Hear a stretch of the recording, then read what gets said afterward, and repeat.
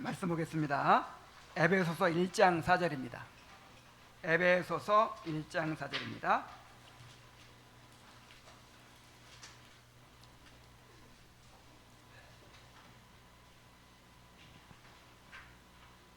자, 함께 읽어볼까요? 시작.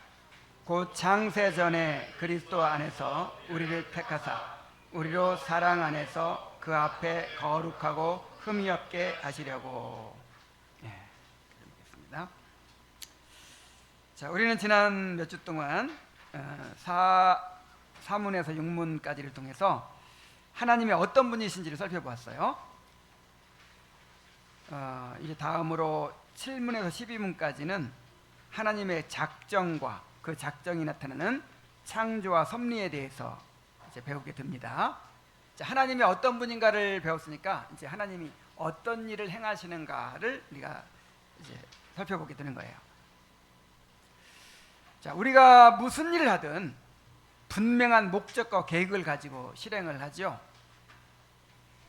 하물며 무한한 지혜와 능력을 가지신 하나님께서 아무런 목적이나 계획이 없이 그냥 행하실 수는 없어요.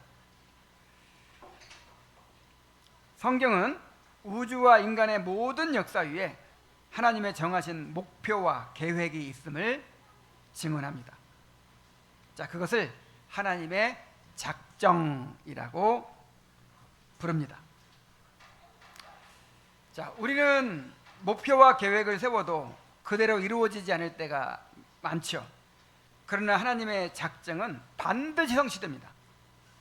우주 만물과 우리의 삶은 철저하게 하나님의 작정 안에 있으며 모든 것이 반드시 하나님의 뜻대로 이루어집니다. 자, 세상이 그냥 제멋대로 흘러가는 게 아니란 말이에요. 우리 인생이 그냥 우연적으로 그냥 아무렇게나 그렇게 흘러가는 것이 아니고 어디 안에 있다고요? 하나님의 작정 안에 있다. 이 사실이 우리에게 얼마나 큰 위로가 되는지 모릅니다. 그래서 이 교리를 바로 아는 것은 고난과 혼돈의 세상 속에서 흔들리지 않는 믿음을 갖게 합니다. 하나님의 작정에 대해서 함께 살펴보도록 합시다. 자, 7문을 함께 읽어보겠어요. 자, 시작. 하나님의 작정은 무엇입니까? 답. 하나님의 작정은 그분 자신의 의지의 경륜에 따른 영원한 목적입니다. 이것으로 하나님께서는 그분 자신의 영광을 위하여 일어나게 될 일을 어떤 일이든지 미리 결정하셨습니다.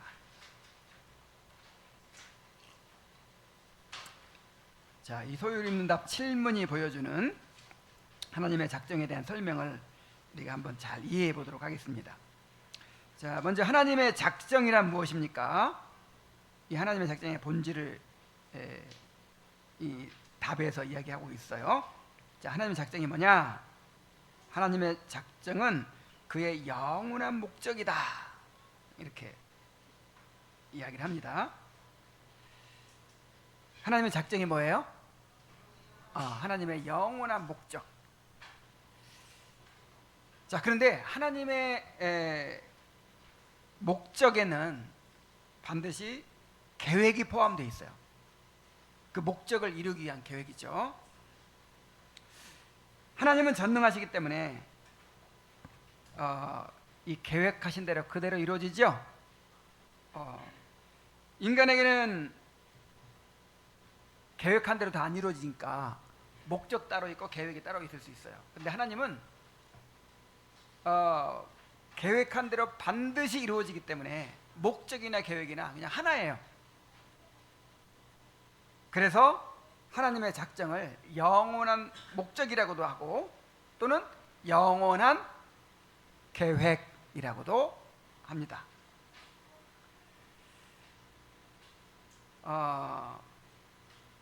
자, 하나님의 작정은 어떤 목적? 영원한 목적. 영원한 목적이라는 말이 영원 전부터 세워졌다 이 말이에요. 영원 전부터. 영원 전부터 세워졌고 그것이 결코 변하지 않는다는 뜻이죠. 시편 33편 11절에 여호와의 계획은 영원히 서고 그의 생각은 대대에 이르리이다 그랬죠.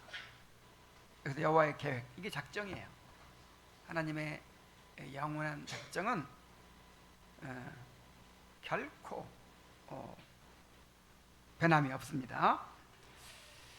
자, 두 번째로 하나님의 작정은 그분 자신의 의지의 경륜에 따른 것입니다. 이게 좀 말이 어렵죠. 어떤 번역은 그냥 그의 뜻에 따른 것이다 이렇게 간단히 얘기하는데, 여기는 의지의 경륜에 따른 것이다 이렇게 이번 번역에서는 이야기를 했어요. 자, 영어로 하면 The counsel of his own will, 이게 그 킹 제임스 번역에서 그 에베소 1장 11절을 그렇게 번역을 했더라고요. 자, 11절 보니까 이렇게 말했죠. 에베소 1장 11절, 모든 일을 그의 뜻의 결정대로 일하시는 이의 계획을 따라. 자, 모든 일을 그의 뜻의 결정대로. 뭐대로? 자, 그의 뜻의 결정대로. 요거를 이제 그 킹 제임스 역에서 The counsel of his own will 이렇게 번역을 했어요. 그냥 하나님의 뜻에 따라 이렇게 하면 그냥 쉬운데, 그걸 어렵게 그 뜻의 결정대로 또는 그 자신의 의지의 경륜에 따라 이렇게 했단 말이에요. 자, 왜 이렇게 복잡하게 설명을 했을까요? 여기서 하나님의 의지의 경륜이란 하나님께 삼위일체 안에서 자유롭고 지혜롭게 세우신 영원한 계획으로서 반드시 이루어지는 하나님의 완전하신 뜻을 가리킵니다. 좀 복잡하죠? 그러니까 그냥 하나님의 뜻이라고 해도 되는데, 하나님께서 이렇게 뜻을 세울 때는 삼위 하나님이 계시잖아요. 삼위 하나님이 의논을 하셨겠죠. 그래서 이 카운슬을 하면 의논이라는 뜻도 있어요. 그래서 삼위 하나님이 함께 이렇게 뜻을 같이 했겠죠. 의논을 했겠죠. 그리고 그 하나님이 뜻을 세우시면 그게 반드시 이루어지는 거예요. 반드시 이루어지는 완전하신 뜻이에요. 그래서 그거를 하나님의 의지의 경륜을 따라 그렇게 세웠다 이렇게 말하고 있는 거예요. 이해가 됩니까? 쉽게 말해야 되는데. 자, 다시 한번 말하면 하나님의 의지의 경륜이란 하나님께서 삼위일체 안에서 자유롭고 지혜롭게 세우신 영원한 계획으로서 반드시 이루어지는 하나님의 완전하신 뜻을 가리킨다. 삼위 하나님의 의논도 하셨고, 그 다음에 뜻을 세웠으면 반드시 이루어지는 것이고 확실한 결정이고, 요 내용을 다 담으려고 하다 보니까 그분 자신의 의지에 따른 목적이다 이렇게 설명했단 말이죠. 자, 이걸 또 다르게 표현하면 하나님의 작정은 누가 강요해서 꼭 그렇게 하라고 막 요구해서 세워진 게 아니에요. 또 꼭 이렇게 해야만 돼, 그래서 세워진 게 아니에요. 하나님이 그렇게 안 해도 돼, 그렇게 안 해도 되는데 자유로움 가운데서 해도 되고 안 해도 돼요. 자유로움 가운데서 기뻐하시는 뜻을 따라서, 하나님이 기뻐서 이렇게 하신 거예요. 기뻐하시는 뜻을 따라서, 그 다음에 거룩하게, 괜히 한번 해볼까 이런 게 아니에요. 정말 거룩한 뜻이에요. 그리고 선하신 뜻이에요. 거룩하고 선하신 뜻에 따라서 그렇게 세워진 작정이다 하는 것입니다. 이사야 46장 10절에 보면, 내가 시초부터 종말을 알리며 아직 이루지 아니한 일을 옛적부터 보이고 이르기를 나의 뜻이 설 것이니 내가 나의 모든 기뻐하는 것을 이루리라 하였노라. 자, 처음부터 마지막이 어떻게 될 것인가를 처음부터 그냥 말씀하신 거예요. 그리고 아직 이루어지지 않은 일을 처음부터 보여준 거예요. 그래서 나의 뜻이 설 것이다. 나의 뜻이 반드시 이루어질 것이다. 그래서 나의 기뻐하는 바가 모두가 성취가 될 것이다. 이렇게 말씀하셨어요. 그래서 하나님의 작정은 그분 자신의 의지의 경륜에 따른 것이다. 또 세 번째로, 하나님의 작정은 목적이 있어요. 목적. 왜 이 작정을 세우셨을까요? 그분 자신의 영광을 위해서요. 자, 무엇을 위해서? 네, 그분 자신의 영광을 위해서. 에베소 1장 11절 12절에 보면 모든 일을 그의 뜻의 결정대로 일하시는 이의 계획을 따라. 자, 목적이라고도 하고 계획이라고도 하는 거예요. 우리가 예정을 입어 그 안에서 기업이 되었으니 이는 그리스도 안에서 전부터 바라던 우리로 그의 영광의 찬송이 되게 하려 하심이라. 그래서 하나님께서 작정을 세우신 것은 결국 하나님의 영광을 위해서요. 하나님의 작정의 궁극적인 목적은 모든 일을 통해서 하나님의 영광이 드러나게 하는 것입니다. 하나님께서 우리를 구원하시고 지금도 역사 가운데서 일하시는 그 모든 목적은 결국 그분의 이름이 찬송과 영광을 받으시도록 하기 위한 것입니다. 하나님은 모든 일을 무엇을 위해서 하세요? 하나님의 영광을 위하여. 하나님 이기적이다. 우리는 우리 영광을 구하지 말라고 하면서 하나님은 누구의 영광을 위해서 해요? 하나님의 영광만을 구하라고 하고 또 하나님 자신도 하나님의 영광을 위해서 그렇게 모든 일을 하신단 말이에요. 근데 우리가 우리의 영광을 구하는 거하고 하나님의 영광을 구하는 건 달라요. 자, 우리가 우리의 영광을 구하는 거는 왜 죄가 되죠? 자, 왜 죄가 될까요? 우리 자신의 영광을 구하는 거는 이거는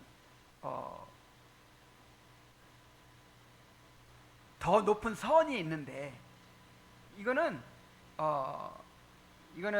더 우리가 추구해야 될 높은 선이 있는데 그거를 제껴두고 정말 이것이 최고 선이 아닌데 우리 자신을 위해서 이기적으로 그렇게 행하기 때문입니다. 자, 그런데 그 최고 선이라는 게 뭐예요? 하나님의 영광이에요. 그래서 하나님도 뭘 구해야 될까요? 최고 선을 구해야 되겠죠. 하나님이 가장 선한 일을 해야 되겠죠. 그 가장 선한 일이 뭐예요? 하나님의 영광을 구하는 일. 그것이 우리를 위한 길이기도 합니다. 자, 그래서 이제 목적이 하나님의 영광을 위한 것이라고 그랬고, 이 작정의 범위는 또 얼마나 될까요? 자, 하나님이 어디까지 계획해 놓으셨을까요? 그것이 네 번째로, 하나님의 작정은 일어나게 될 일을 어떤 일이든지 미리 결정하신 것입니다. 그랬어요. 자, 어떤 일이든지, 이 말은 무슨 일이든지 전부 다 일어나는 모든 일을 다 포함하는 거예요. 큰 일뿐만 아니라 가장 작은 일까지도 이 우주에서 일어나는 모든 일들을 다 하나님께서 작정하셨다는 거예요. 자, 예수님께서는 이렇게 말씀하셨습니다. 누가복음 12장 6절로 7절에 참새 5마리가 2아사리온에 팔리는 것이 아니냐. 그러나 하나님 앞에는 그 하나도 잊어버리는 바 되지 아니하는도다. 너희에게는 심지어 머리털까지 다 세신 바 되었나니 두려워하지 말라. 너희는 많은 참새보다 귀하니라. 자, 참새, 다른 곳에 보면 참새 2마리가 한 아사리온이래요. 참새 2마리가 한 아사리온이에요. 옛날에는 참새도 먹었어요. 이제 내 어렸을 때만 해도 참새구이집이 있었어. 그리고 이제 그 동네에다가 이게 새 그물을 치거든요. 새 그물 쳐가지고 참새가 날아가다가 이렇게 탁 걸리면 이렇게, 근데 그걸 잡아가지고 이렇게 머리 따고 됐다고 해가지고 구워 먹어요. 근데 이제 이 당시에도, 예수님 당시에도 아마 참새를 먹었던 것 같아요. 그래가지고 가난한 사람들이 이제 음식을 먹으니까, 참새 하나짜리에 몇 마리? 몇 마리? 2마리. 그러면 2아사리온이면 몇 마리? 4마리인데 하나 덤으로 주는 거예요. 그래서 2아사리온에 몇 마리? 5마리가 팔린다고 했어요. 근데 하나님 앞에는 그 하나도 잊어버리는 바 되지 않는다. 그러니까 덤으로 주는 참새 1마리조차도 하나님의 작정 안에 들어있다. 하나님이 허락하시지 않으면 그게 떨어지지 않는다. 심지어 너희에게는 머리털까지 다 세신 바 되었다. 이야, 하나님께서 우리의 머리털까지 다 세고 계세요. 보통 10만 개에서 15만 개, 순 많은 사람은 15만 개, 좀 뭐 적은 사람은 10만 개, 나는 한 3만 개. 자, 그런데 이걸 다 하나님이 세고 계세요. 그러니까 머리털 하나 떨어지는 것까지 다 하나님의 작전 가운데 있다는 거예요. 하나님은 지혜가 무한하잖아요. 지혜가 무한하시니까 딱 알지. 그리고 하나님께서 모든 걸 다 통제하고 계시는 거예요. 이야, 정말 이 하나님, 이 말씀은 우리에게 너무 큰 위로를 줘요.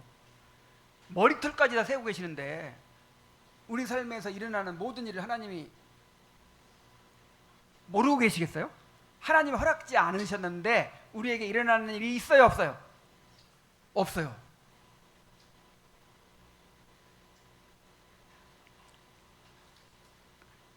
그래서 이 소위론과 칠문은 하나님의 작정의 본질을 보여주는데, 하나님의 작정은 그의 영원한 목적인데 그것은 그분 자신의 의지의 경륜을 따르는 것이고, 또 그 목적이 그분 자신의 영광을 위한 것이고, 근데 그 범위는 이 우주에서 일어나는 모든 일을 포함한다. 큰 일만이 아니라 작은 일들까지도 다 하나님의 작정 안에 있다 하는 것입니다. 그런데 하나님의 작정이라는 말이 있고 또 예정이라는 말이 있어요. 자, 하나님의 작정은 우주 만물 전체에 대한 하나님의 보편적인 계획을 말하는 거예요. 이 전체에 대한 계획을 작정이라고 하고, 그 중에서 특별히 인격적인 피조물에 관련돼서 작정하시는 것을 예정이라 그래요. 오늘 읽었던 말씀, 그 기쁘신 뜻대로 우리를 예정하사 그랬죠. 그래서 우리 사람에게나 천사에게는 뭐라고 해요? 예정입니다. 예정. 그리고 우주 만물 전체는 작정. 자, 하나님의 작정의 특징을 몇 가지만 보자면, 하나님의 작정은 하나님의 무한한 지혜로우심에 기초합니다.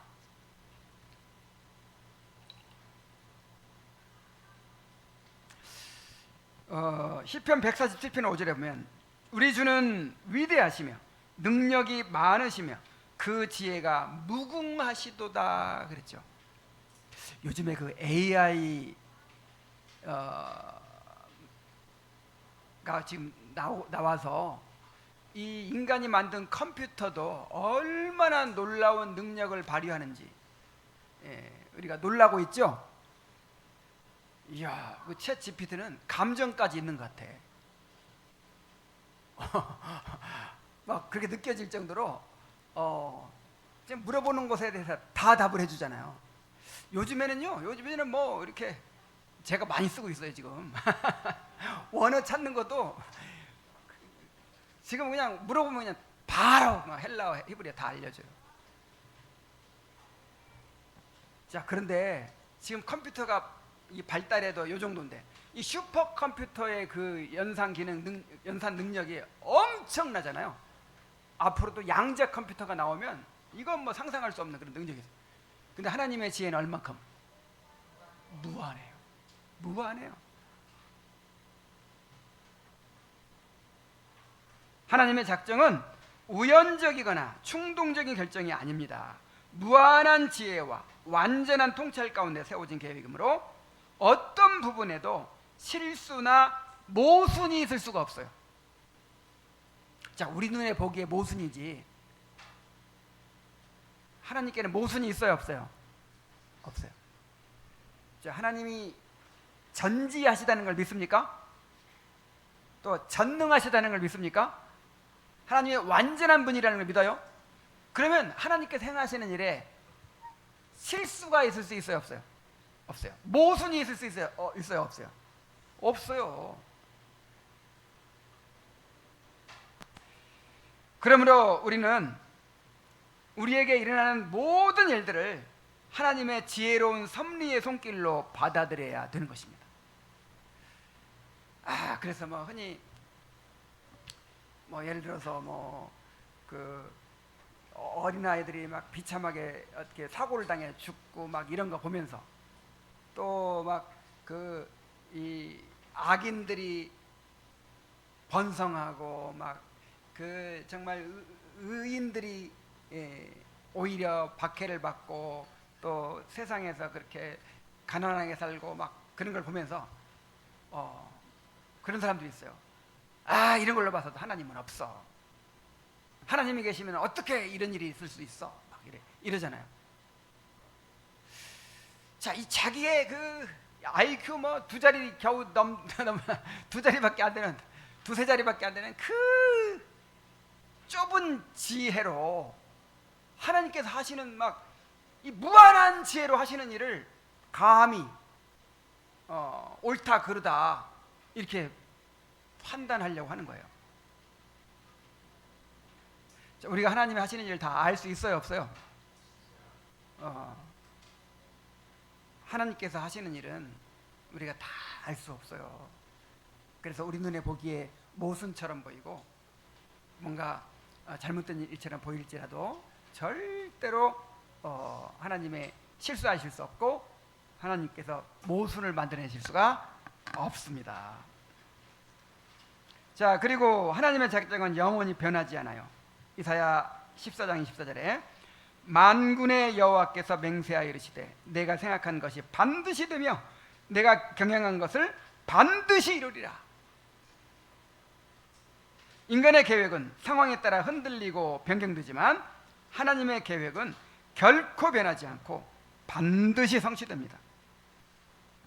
자, 그리고 특이한 것이 하나님의 작정은 죄까지도 포함돼요. 죄. 자, 우리 머리털까지도 세실 정도로 우리 삶에 일어나는 모든 일을 다 작정하신 일이라고 했으니까, 작정 안에 포함되어 있다고 했으니까 우리가 범하는 죄도 어디 안에 있어요? 하나님의 작정 안에 있어요. 이게 정말 신비스러운 일이지만 하나님께서 계획하지도 않으셨는데, 하나님께서 허락하지도 않으셨는데 우리가 그냥 하나님의 생각에서 벗어난 일들을 막 해가지고 하나님을 당황시키고, 자, 이런 일이 있을 수 있어요, 없어요? 없어요. 다 하나님의 작정 가운데 있어요. 이 작정에는, 하나님의 작정에는 뭐까지도 포함된다? 인간의 죄까지도 포함된다. 자, 그러면 당연히 이런 의문이 생기죠. 그렇다면 이 하나님의 작정은 인간의 자유의지와 어떤 관계가 있을까? 하나님의 계획을 딱 세우셨는데 인간이 그냥 자기 마음대로 막 살아버리는 거예요. 그러면 하나님의 계획이 틀어지지 않을까? 하나님은 선하게 살도록, 하나님을 믿고 경건하게 살도록 딱 계획을 세우셨는데 그냥 하나님 안 믿고 막 자기 마음대로 막 살아버리면 하나님의 계획이 틀어져 가지고 아이고 이거 큰일 났다, 이거 다시 또 계획 세워요. 자, 이렇게 하실까요? 자, 하나님의 작정은 인간의 의지를 한번 봅시다. 자, 하나님의 작정과 인간의 의지는 조화를 이룬다는 거예요. 결과적으로 얘기하면 하나님은 인간을 자유의지를 가진 인격체로 창조하셨어요. 인간은 자유롭게 자신이 원하는 일을 하고 그 행위에 책임을 지는 존재입니다. 자, 그런데 여기 중요한 것은 인간의 자유의지가 하나님의 작정을 방해할 수 없다는 거예요. 그래서 하나님의 작정을 제1원인이라고 해요. 무슨 원인? 제1원인이고 인간의 의지는 제2원인이라고 해요. 그런데 이 제2원인이 제1원인을 방해할 수 없다 하는 것이죠. 이걸 다른 말로 표현하면 하나님은 인간의 자유의지를 억압하지 않으시면서도, 그냥 자유의지를 보장해 주시면서도 자신의 목적을 이루십니다. 자, 사무엘상 2장 25절 보세요. 그들이 그의 말을 듣지 아니하였으니 이는 여호와께서 그들을 죽이기로 뜻하셨습니다라. 누구에 대한 이야기예요? 엘리의 아들들에 대한 이야기예요. 이 엘리의 아들들이 진짜 이거 죽어 마땅한 죄인들이에요. 자, 어떤 짓을 했어요? 엘리 아들들이 아버지의 뒤를 이어서 이제 대제사장 역할을 하는 거잖아요. 하잖아요. 자, 아버지의 아버지를 대신해서 늙은 이제 앞도 보이지 않고 그냥 그런 늙은 아버지를 대신해서 대제사장 역할을 하는데 그 재물을 몰래 빼돌리고 뇌물을 받고 심지어 성전에 섬기는 여인들과 동침을 하고, 이야, 정말 너무나도 극악한 죄를 짓는 거예요. 자, 그래서 이제 엘리가 아버지가 너희들 그러면 안 된다 하고 막 이렇게 권면을 하는데 들어요, 안 들어요? 안 들어요. 근데 하나님께서 그들을 죽이기로 작정을 하셨다는 거예요. 자, 죽이기로 누가 작정하셨어요? 하나님이 작정하셨는데 또 그들은 그들대로 들어요, 안 들어요? 안 들어. 그래가지고 죽었어요. 자, 누구 때문에 죽은 거예요? 하나님께서 죽이기로 작정하셨지만 자기들이 선택한 거잖아요. 자기들이 안 들어서, 자기들이 죄를 짓고 안 들어서 죽은 거예요.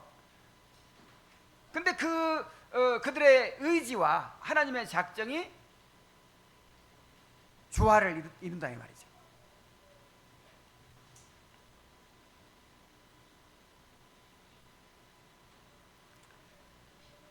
자, 이 말의 의미를 잘 생각하시기 바랍니다.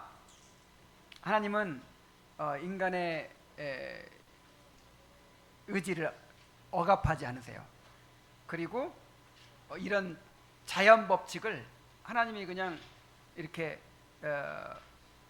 또 억압하지 않으세요. 그러면서 하나님의 작정을 완전하게 이루시는 거예요. 야, 이것이 어떻게 가능하죠? 그러니까 하나님이지. 그러니까 무궁한 지혜와 무궁한 능력이죠.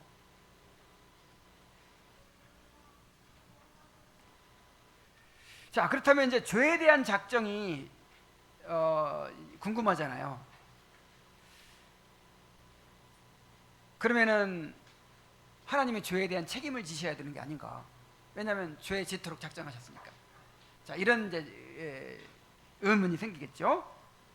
자, 죄에 대한 작정을 봅시다. 하나님은 죄를 허용하시되 그것을 제한하시고 통제하시며 마침내 선을 이루도록 섭리 가운데 사용하십니다. 하나님이 죄를 어떻게 하신다? 허용하신다. 그러니까 죄를 지게 하신다가 아니에요. 죄를 어떻게 하신다? 그 죄 짓는 거는 누구예요?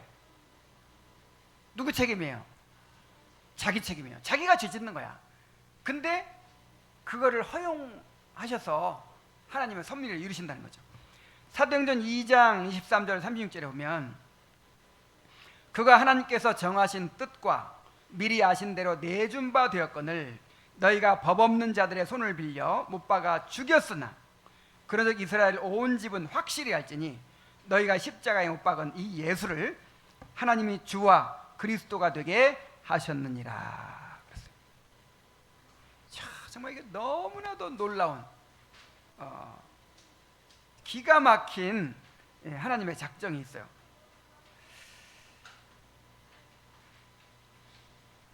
자, 예수님은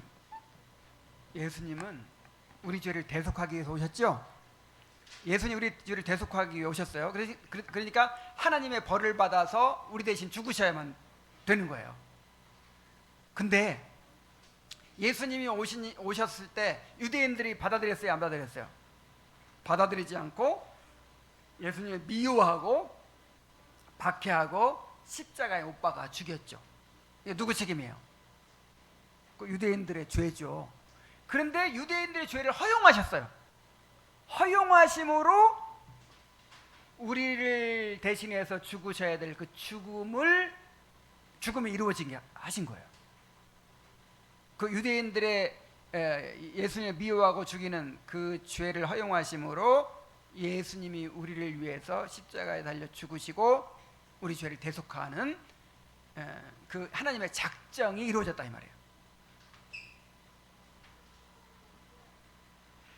자, 그러나 자, 그러면 이제 이런 말을 하게 됐죠. 아유, 그러면 하나님의 계획 이룬 거니까 유대인들 죄 없겠네? 자, 이렇게도 말할 수 있겠죠. 그러나 그건 아니라 이 말이에요. 그러나 죄는 인간의 책임이지 하나님이 죄의 조성자가 되시는 것은 아닙니다. 그랬죠. 자, 하나님이 그래 죄를 지으라고 했나요? 지으라고 한 것이 아니고 자기들이 악해서 죄를 지은 거예요. 그건 하나님께서 허용하셨을 뿐이에요. 자, 야고보서 1장 13절에 보면 사람이 시험 받을 때 내가 하나님께 시험을 받는다 하지 말지니 하나님은 악에게 시험을 받지도 아니하시고 친히 아무도 시험하지 아니하시느니라. 그래서 이제 결과가 좋으면 사람들이 이거 하나님이 하셨다 막 그래요. 이단에 빠진 것 때문에 어떻게 깨져가지고 막 이렇게 나중에 이제 예수님을 제대로 믿게 되고 막 이런 사람들은 하나님이 나를 이단에 보내셔가지고 누가 보내? 자기가 갔지. 누구 죄예요? 자기의 죄야. 근데 하나님이 허용하신 거지. 그러니까 허용하셔서 합력하여 선을 이루신 거죠. 그래서 죄에 대한 책임은 누구에게 있어요? 본인에게 있는 거예요. 전도서 7장 29절에도 내가 깨달은 것은 오직 이것이라 곧 하나님은 사람을 정직하게 지으셨으나 사람이 많은 꾀들을 낸 것이라. 자, 하나님은 절대로 죄를 짓도록 시험하지 않으십니다. 죄를 짓도록 유혹하지 않으십니다. 이건 마귀가 하는 일이에요. 근데 그거를 허용하셔서 이제 하나님의 작정을 이루신 것 뿐이죠. 자, 하나님의 작정의 실예를 또 한번 봅시다. 아까 예수님 십자가 예를 들었는데 창세기 15장 13절로 14절입니다. 여호와께서 창세기 45장 5절부터 한번 봅시다. 당신들이 나를 이곳에 팔았다고 해서 근심하지 마소서, 한탄하지 마소서. 하나님이 생명을 구원하시려고 나를 당신들보다 먼저 보내셨나이다. 누가 누구에게 한 말이죠? 요셉이 형들에게 한 말이죠. 요셉의 형들이 엄청난 죄를 지은 거예요. 자기 동생을 미워해가지고 구박하더니 나중에 어떻게 해요? 죽이려고 했잖아요. 죽이려고 했는데 죽일 것까지 뭐 있냐, 그냥 팔아버리자, 노예로 팔아버리자, 영영 못 돌아오게 하면 될 거 아니냐. 루벤이 이렇게 이제 제안해가지고 애굽에다 팔아버렸어요. 이야, 이런 못된 놈들이 어딨어요. 그래가지고 이제 요셉이 애굽에 팔려갔는데 애굽에서 어떻게 됐어요? 총리 대신이 돼가지고 그 애굽을 기근해서 구해내잖아요. 애굽에 식량이 있으니까 이제 모든 사람들이 다 가가지고 식량을 사는데 이 가나안 땅에도 흉년이 들어서 이제 식량 사러 갔다가 요셉 만난 거예요. 그래가지고 형들이 이제 복수를 당할까봐 벌벌 떠니까 요셉이 이런 말 한 거죠. 요셉이 깨달은 거예요. 왜 내가 그렇게 미움을 받아야 했나? 왜 형들에게 미움을 받아야 했나? 왜 내가 이렇게 인신매매까지 당해야 했나? 왜 내가 노예가 되어야 했나? 그리고 억울하게 누명을 썼잖아요. 또 억울해 누명을 쓰고 감옥에까지 갇혔잖아요. 이런 일을 왜 이렇게 당했을까? 그냥 하나님도 원망스러웠을 거예요. 그런데 나중에 알고 보니까 이게 하나님의 계획이었어. 자, 그때로부터 한 300년쯤 전에, 정확한 연대는 잘 계산이 안 되는데 어쨌든 몇백 년 전에 하나님께서 아브라함과 언약을 맺으셨어요. 내가 너와 너의 자손에게 이 가나안 땅을 주겠다. 근데 가나안 땅을 당장 줘도 몇 명 되지도 않는데 어떻게 다 차지해요? 그리고 또 한 가지 문제가 뭐냐면 그 가나안 땅 이미 많은 사람들이 살고 있어. 근데 그 사람들을 무조건 다 그냥 쫓아내버리고 죽이고 이스라엘 백성에 줄 수 있어요? 그래서 두 가지가 이루어져야 돼. 첫째, 아브라함의 자손이 가나안 땅 전체를 차지할 만큼 몇백만 명으로 불어나야 돼. 둘째, 그 가나안 땅에 살고 있는 사람들이 죄가 관영해져야 돼. 가득 차야 돼. 그래야 심판하고 쫓아내죠. 죄도 없는데 이렇게 크게 죄를 많이 짓지도 않았는데 무조건 쫓아내면 자비의 하나님이 아니시잖아요. 그래서 그들이 죄가 너무나도 극에 달해가지고 심판받아야 될 때가 되면 이제 가나안 땅을 차지하게 해주겠다. 근데 그게 몇 년 정도 걸리냐면 400년 정도 걸리는 거예요. 몇 년? 정말 그러니까 하나님께서 행하시는 일은 참 놀라워요. 이스라엘 백성이 가나안 땅 다 차지할 수 있을 만큼 몇백만 명으로 불어나려면, 그리고 그 가나안 족속들의 죄악이 극에 달할 정도 되려면 몇 년 정도 걸려요? 400년. 근데 400년 후에 내가 네 자손들을 애굽 땅에 가서 살게 하다가 400년 후에 내가 거기서 불러내 가지고 가나안 땅 주겠다 그랬거든요. 근데 왜 또 애굽 땅일까?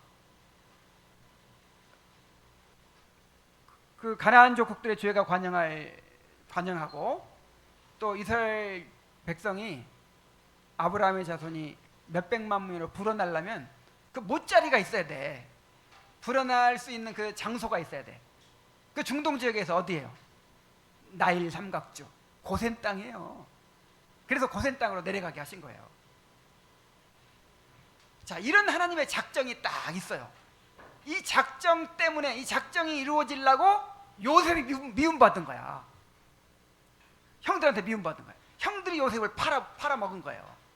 그리고 요셉이 또 억울한 누명도 쓴 거예요. 기가 막히죠? 기가 하나도 안 막힌 표정이네. 그래서 로마서 8장 28절에 하나님을 사랑하는 자, 그 뜻대로 부르심을 입은 자들에게는 모든 것이 합력하여 선을 이루는 자. 요게 그 요셉의 이야기를 통해서 이렇게 입증이 되잖아요. 근데 그게 요셉의 이야기만이 아니라 우리들의 이야기라는 거예요. 우리들의.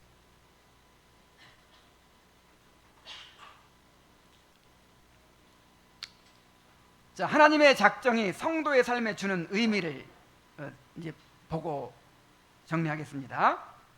자, 하나님의 작정은 우리의 삶에 참된 의미를 부여합니다. 로마서 8장 28절 함께 읽어보겠어요. 시작. 우리가 알거니와 하나님을 사랑하는 자 곧 그 뜻대로 부르심을 입은 자들에게는 모든 것이 합력하여 선을 이루느니라. 자, 우리는 결코 우연히 생겨난 존재가 아닙니다. 우리의 삶 역시 우연히 흘러가고 있는 것이 아닙니다. 우리의 존재와 삶, 그리고 모든 일들은 다 하나님의 뜻과 경륜 가운데 있고 그분의 지혜롭고 선하신 계획 속에 있습니다. 자, 이것을 믿습니까? 그러므로 우리에게 일어나는 모든 일들이 다 의미가 있어요. 자, 근데 한 가지 중요한 거는, 근데 그때 알 수 있어요, 없어요? 없어요. 자, 요셉이 미움받을 때, 형들이 나 미워하는 거는 하나님의 작정이 이루어지려고 이러는 거야. 자, 이걸 알았을까요, 몰랐을까요? 왜 나를 미워하는 거야? 형들이 나를 노예로 팔아버렸어. 내가 도대체 그렇게 경건하게 살려고 노력하고 제일 신앙도 좋았는데 그냥 노예로 팔려버린 거예요.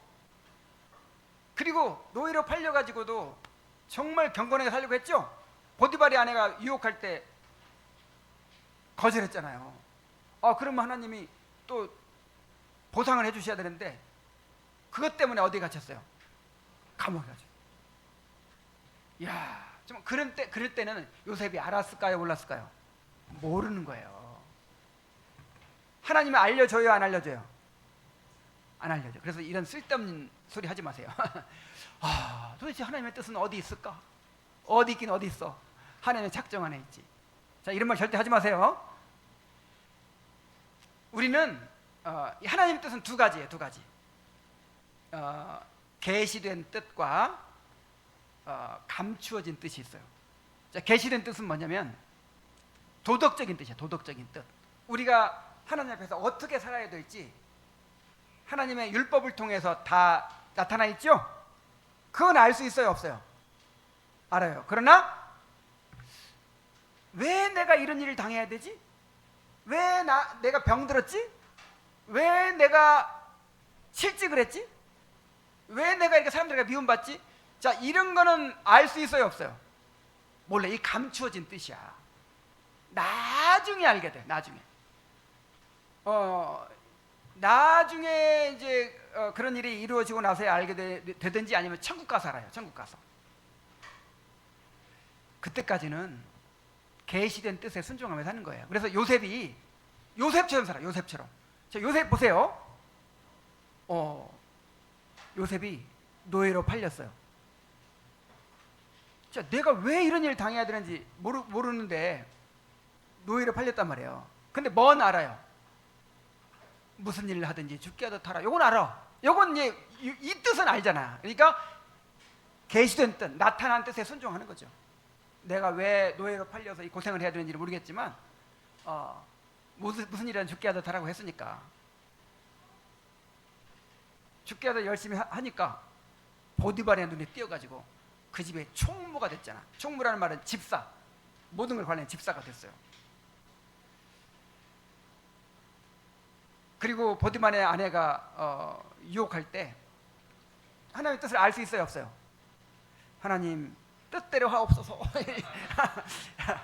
그게 아니고 이미 나타난 뜻이 있어. 간음하지 말라. 이거 알잖아요. 그러니까 뭐 도대체 왜 이런 일이 나한테 일어나는지 모르겠지만 이제 간음을 거부하는 거죠.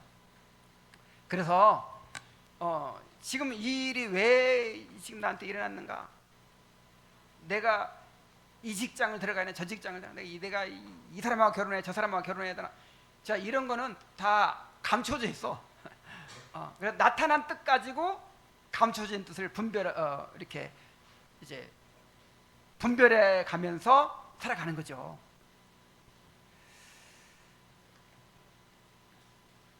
그래서 너무 알려고 하지 마세요. 감춰진 뜻은 하나님께 맡기고 나타난 뜻에 순종하는 거예요. 다만 하나님을 사랑하는 자, 그 뜻대로 부르심을 입은 자들에게는 모든 것이 합력하여 뭘 이룬다? 선을 이룬다. 다 의미가 있다. 고통에는 뜻이 있다. 삶의 의미가 있다. 이거를 믿으시기 바랍니다. 자, 두 번째로 하나님의 작정은 우리로 하여금 확신과 위로를 갖게 합니다. 우리의 구원과 삶이 하나님의 변함없는 계획 안에 있기 때문에 평안을 누릴 수 있어요. 자, 이 고백을 여러분의 고백으로 삼기 바랍니다. 디모데후서 1장 12절 한번 같이 읽읍시다. 시작. 이로 말미암아 내가 또 이 고난을 부끄러워하지 아니 내가 또한 내가 의탁한 것을 그날까지 그가 능히 지키실 줄을 확신. 야, 저는 이 말씀이 너무 좋아요. 자, 바울 사도의 삶이 어떠했다고 생각합니까? 바울은 하나님의 직접 계시를 받는 사도잖아요. 그러니까 기도하는 대로 다 이루어졌겠죠? 그랬겠어요? 안 그랬겠어요? 바울은 그냥 하나님께 기도하면 다 이루어졌겠죠? 여러분, 바울처럼 하는 일마다 안 되고 바울처럼 그렇게 고난이 많은 사람은 없어요. 정말 바울의 그 일생을 보면요, 정말 너무너무 참 기가 막혀요. 그렇게 목숨 걸고 핍박 받아가면서 이제 전도를 하고 이제 마지막으로 내가 예루살렘에 가서도 복음 전하겠다 갔는데 거기서 아무것도 안 일리고 그냥 체포돼 가지고 감옥에 갇히잖아요. 그래가지고 한 1년 반을 가이사랴에서 그렇게 그냥 바울 성질도 급하고 막 빨리 가서 복음 전하고 그런데 그냥 한 1년 반을 가이사랴 감옥에 가둬두는 거예요. 재판도 빨리 진행되지도 않아. 아이고, 얼마나 그냥 속이 터졌을까. 그리고 이제 로마로 압송이 되는데 내가 로마 황제에게 상소하겠어 해가지고 로마로 압송이 되는데 압송이 되는 과정도 한 6개월 걸려서 가는데 막 풍랑 만나가지고 다 막 죽을 뻔하고 겨우겨우 가잖아요. 그래가지고 한 2년간을 로마 감옥에 갇혀요. 로마 감옥 갇혀가지고 또 재판도 빨리 진행되지도 않아. 거기서 감옥에 갇혀가지고 그냥 그래가지고 한 풀려났어. 풀려나가지고 한 1년 동안 이렇게 활동하는가 했는데 다시 투옥돼가지고 이때가 지금 그거예요. 지금 그 상황이에요. 다시 투옥돼가지고 이제 자기가 이제 내가 죽겠구나, 사형 당하겠구나 하는 걸 직감하고 있어요. 그때 이 고백을 합니다. 한번 또 한번 읽어봅시다. 시작. 이로 말미암아 내가 또 이 고난을 받되 부끄러워하지 않아. 내가 믿는 자를 내가 알고 또한 내가 의탁한 것을 그날까지 그가 능히 지키실 줄을 확신. 자, 내가 또 이 고난을 받아. 아니, 고생 끝에 낙이 온다 뭐 그런 게 있어야지. 내가 또 이 고난을 받아. 그렇지만 실망하지 않는다. 왜? 내가 믿는 자를 내가 알고 또한 내가 의탁한 것을 그날까지 그가 능히 지키실 줄을 확신하며 나를 향한 하나님의 선하신 작정이 완전하게 이루어질 것을 조금도 어김이 없이 실수도 없고 모순도 없이 완전하게 이루어질 걸 확신하니까. 여러분, 내 생각대로 되는 게 최선일까요? 하나님의 생각대로 되는 게 최선일까요? 하나님이 최선의 계획 가운데, 작전 가운데 우리 인도에 가시는 거예요. 그래서 그 하나님의 작정이 이루어질 것을 확신하기 때문에 내가 또 이 고난을 받지만 나는 뭐하지 않는다? 부끄러워하지 않는다. 실망하지 않는다.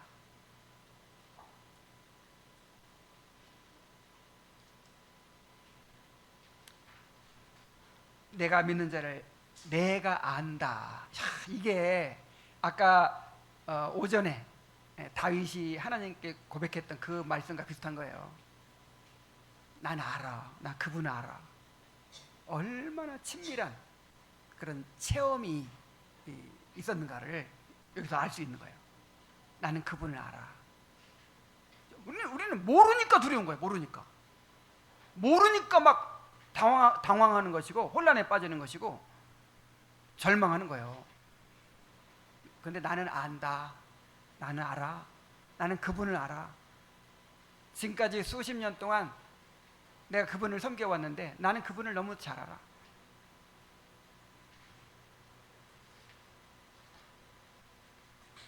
그래서 하나님의 작정에 대한 믿음을 가진 사람은요, 어떤 일이 벌어져도 좌절하지 않아요. 하나님께서 또 어떤 선한 뜻을 가지고 이것을 나에게 허락하셨을까? 이 상황 가운데 내가 순종해야 될 부분은 어떤 것일까? 내가 어떻게 믿음으로 살아갈 수 있을까? 이걸 고민하지, 왜 나에게 이런 일이 일어났을까? 뭐 이런 거 가지고 고민하지 않아요. 근데 바울 사도 보면, 바울도 그렇고 요셉도 그렇고 작정을 믿는 사람들의 삶이 어떤가 한번 보세요.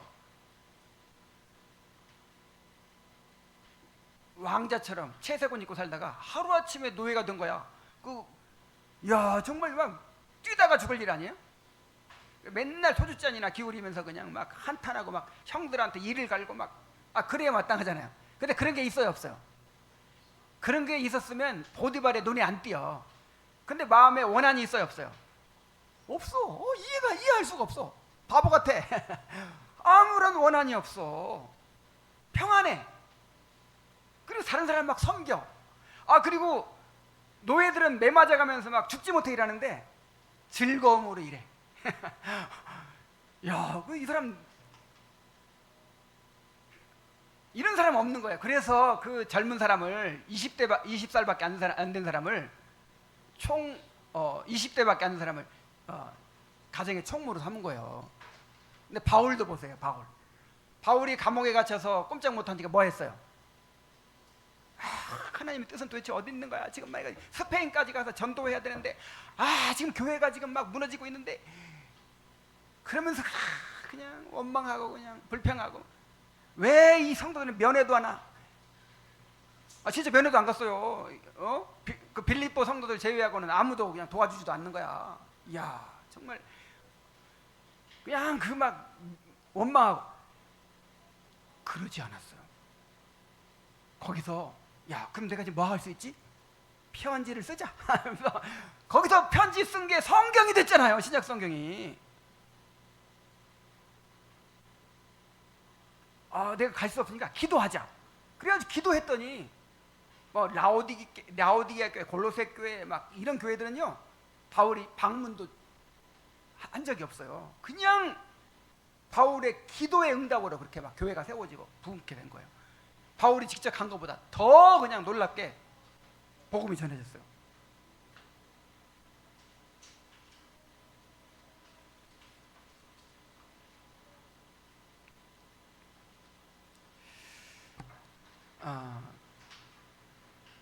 그래서 하나님의 작정을 믿고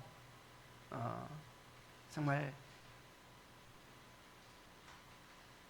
나타난 뜻, 계시된 뜻에 순종할 수 있길 바랍니다.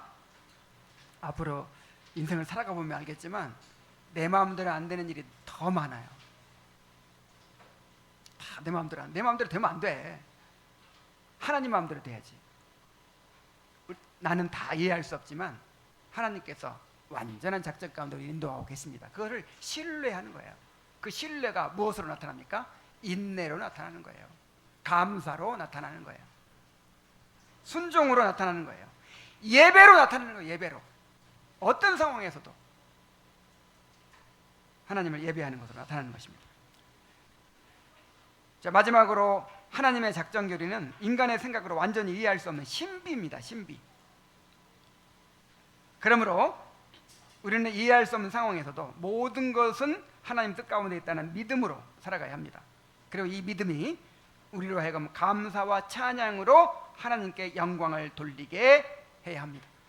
그러니까 하나님의 작정은 찬양의 주제가 되는 거예요. 바울 사도가 그 감옥에 갇혀가지고 너무 깜깜한 상황인데도 하나님 찬양하죠. 우리의 구하는 것이나 생각하는 것에 더 넘치도록 능히 하실 이에게 영광이 세세 무궁하도록 있을지어다. 그 하나님께서, 나는 이해할 수 없지만 하나님께서 하나님의 작정이 서 있기 때문에 하나님께서 선을 이루실 것이다. 이런 믿음을 가지고 뭐 해요? 찬양해요. 하나님의 작정을 신뢰하고 하나님을 예배하는 성도들이 되길 바랍니다.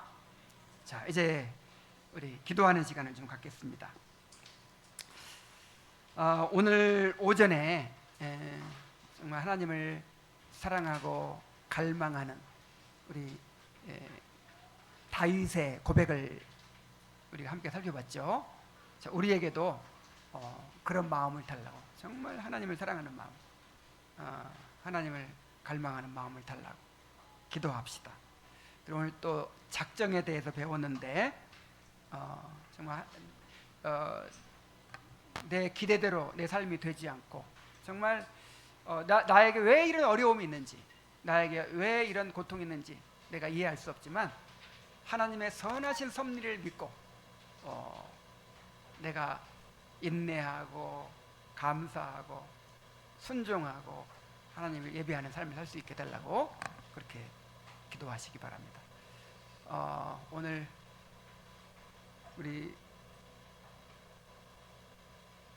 참 내일부터 갈보리 목사의 수련회가 있는데 정말 이번에 목사들이 은혜 받고 변화되도록 해달라고 기도해 주시기 바랍니다. 그리고 이번 주 수요기도회와 수요기도회 때도 이제 내가 2주간의 설교를 다 준비해 놓고 하는 거예요. 지난 한 주간 동안 수요기도회 대독 설교도 준비해 놓고 다음 주 요한복음 설교까지 다 준비해 놨어요. 소요일입니다까지. 왜냐하면 내가 완전히 거기에 집중하고 좀 이렇게 좀 안 보던 책 보고 또 안 보던 성경 보고 좀 내 영혼이 좀 새로워지고 싶어가지고 이렇게 이제 다 미리 막 준비해 놨어요. 거기에서 튕겨 안 쓰려고. 그래서 정말 제가 변화될 수 있도록 해달라고 기도해 주시기 바랍니다. 또 수요기도회를 위해 기도하고 토요일 영적 각성을 위한 기도회에 정말 우리 성도들 다 모여가지고 정말 하나님 앞에 기도할 수 있도록, 그래서 큰 은혜를 받도록 해달라고. 그래서 다음 한 주간이 부흥의 주간이 될 것 같아. 목사들도 성도들도 정말 부흥의 주간이 될 것 같아요. 이런 기대를 가지고 우리 함께 부르짖어 기도합시다. 다음 번 기도하겠습니다. 우리 한 50분까지 기도하고 제가 기도하고 마치겠습니다.